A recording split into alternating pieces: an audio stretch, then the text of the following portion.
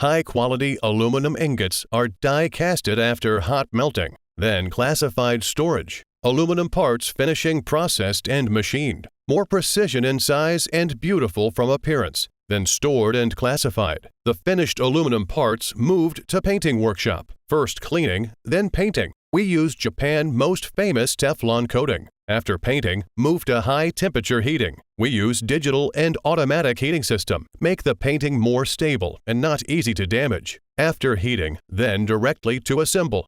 From machining to assemble, all done by ourselves. Quality is controllable and guaranteed.